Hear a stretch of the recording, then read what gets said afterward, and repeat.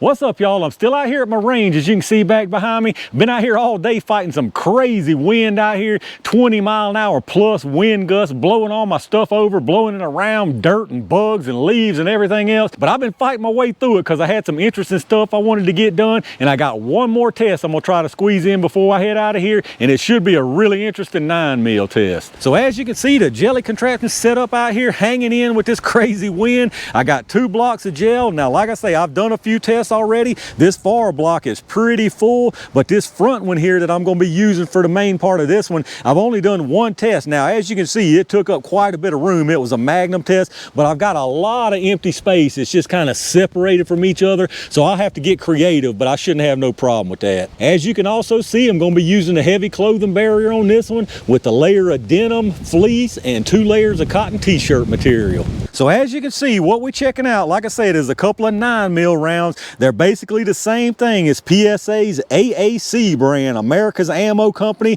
You know, they've been pumping out a lot of ammo lately. They're using the XTP projectile in their 9mm. Y'all know how I feel about the XTPs. If you move them fast enough, they do a decent job. If they ain't moving fast enough, they ain't no count whatsoever. So hopefully they've loaded these things and they know that, and they've got them moving fast enough. But as you can see, what I got here is their 115 and their 124. Now their 115 is claiming 1165 velocity and their 124 is claiming 1150. I'm not sure what barrel length. It may say somewhere on their site, but I don't see anything on the box unless I'm missing it. I'm pretty sure there's nothing on the box. I would imagine it's a big old long barrel, at least 4.5, maybe even 5 or more. As you can see there, just a basic XTP projectile. So like I said, this is all gonna come down to if this stuff is moving fast enough or not. And it's really gonna have to be moving fast, because I didn't come out here with some big full-size thing. I'm using this Canik Mete MC9 because a 3-inch little micro 9,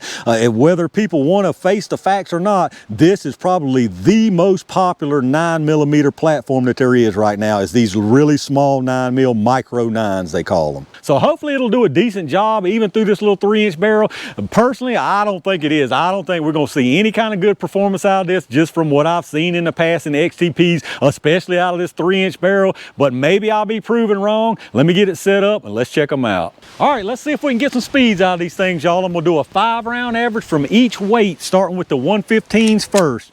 Remember, these are saying 1165 on the box, 1165 on these and 1150 on those 124s. So let's see how close we get to that 1165. Got 1153, 1141, 1135, 1156, and 1112. So that was a pretty low one right there. A little bit inconsistent and right there around the speed, but definitely not 1165. Let's check the average. All right, so our 5-round average there for those 115s is 1139 feet per second. So like I said, not the 1165, but I didn't expect to see that out of the 3-inch barrel. 1139, I think that's enough to get these things doing what they're supposed to do, but let me reset it and let's check out them 124s. All right, let's see what the 124s do. Remember, these are saying 1150. Now, we ain't gonna see that, I can just about guarantee it, but let's see how close we get with these.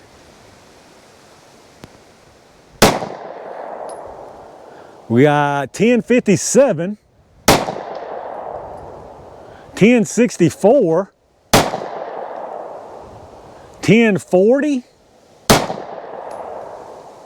1056, and 1076, and that makes a lot more sense. The velocity that they're saying on their box of 1150 doesn't make any sense when they're saying 1165 out of the 115, unless I looked at that wrong and it's supposed to be 1065. Let me double check that and make sure, and then we'll check this average. All right, I double checked and it was 1150. I knew it was. I knew I wasn't seeing things, so we're quite a ways off from that, because the 5-round average on these 124s is 1058, and if you remember on them 115s, it was 1130 139. So you're talking about what, 81 feet per second difference between them, which that sounds more realistic. Just saying 15 feet per second difference between your 115 and your 124, to me, that just don't add up. I mean, that's definitely possible, don't get me wrong, but that's really not, most of the time, that's not the case. So anyway, what did I say, 81 feet per second difference? So I'd say that's a pretty significant difference. I don't know about these 124s. If I was guessing, these are gonna be right on the edge. I think the 115s might do pretty well, but let me get us reset and y'all know what time it is. All right, y'all, it's can AAC make it look as easy as 1, 2, 3 jelly time. We're gonna put one of each weight into the gel, starting with this 115 first.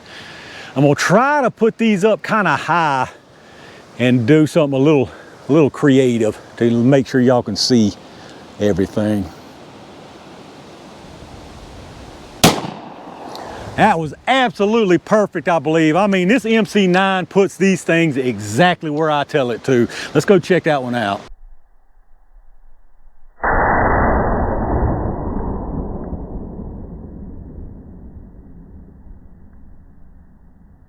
All right, y'all, they did it right with that 115, because that right there is a big old winner chicken dinner. Let's try this 124 and see what it does. It's gonna be a little tricky now because I'm not sure exactly the best place to put this. I think I know where I want it. Let's see if I can get it there.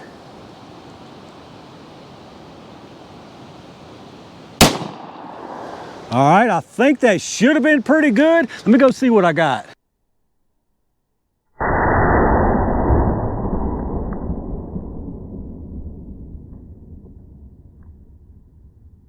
All right, y'all, that one went exactly where I put it. I just couldn't tell at first because it hit the exact little black dot I drew with the Sharpie. I'm just gonna tell you right now, unrelated, that little Canik MC9 has impressed the heck out of me with the accuracy and how well I can put these rounds exactly where I want them to go. I absolutely love that little thing. But anyway, let's get back to the business at hand here. Both of these rounds did, I think, a fantastic job for what they were sent through.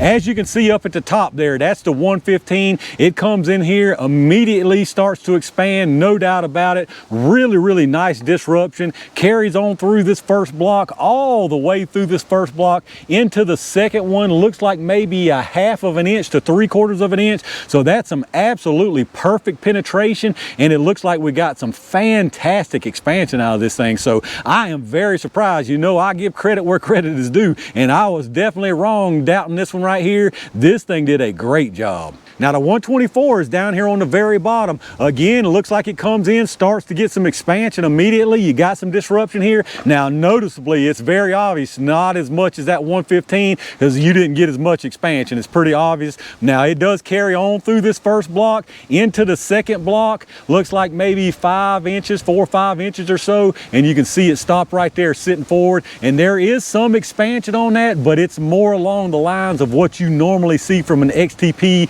that's not moving quite fast enough. So there's no doubt that this one didn't have quite enough velocity out of this 3-inch. But as far as your penetration on them, actually this 115 here went to exactly 17 inches of penetration. So absolutely perfect penetration on that one right there.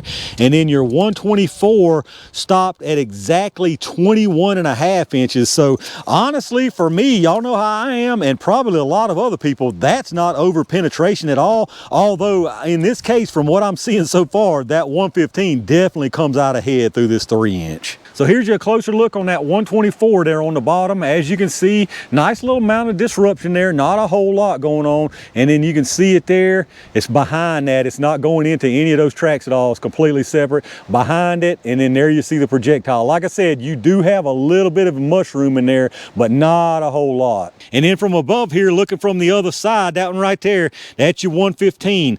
As you can see, really nice disruption on that one. A whole lot more than that 124. And it carries that disruption much further. There you see it stopped right there in that first block, but that was after it rebounded, because there's your forward momentum, and then it rebounded there. I don't know how well you'll be able to see that expansion, but we'll pull it here and take a look at it. All right, let's check out these projectiles, y'all. So after pulling them and looking at them, there's not as much difference as I originally thought. Now, if you look from the side, obviously you can tell that 115 pushed back a lot further. But as far as the size there, you can even see without me measuring them, they're very close. The 115 is a little bigger, no doubt about it. But this 124, now that I look at it, I mean, for me, this is perfectly acceptable for what this is and what we sent this out of. But let's check the weights and see what we got there. We'll start with this 115.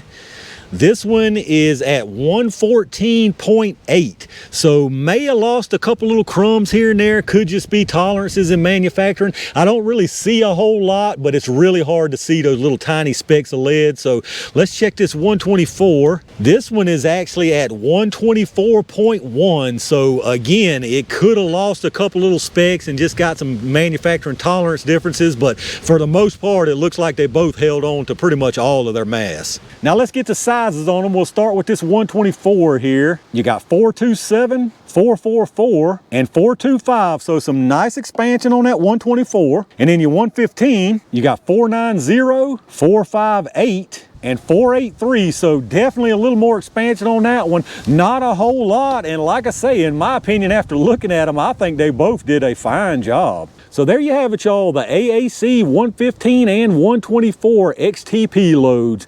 Very surprising on this one, I have to admit. I expected pretty much the worst. Now, after I saw the velocities, I figured the 115 might come through, but I expected nothing but the worst out of this 124, to be honest with you. And it surprised me. I mean, as you can see there, it didn't get everything it could have by any means, but I think for coming out of a 3-inch barrel, both of these rounds did a very admirable job.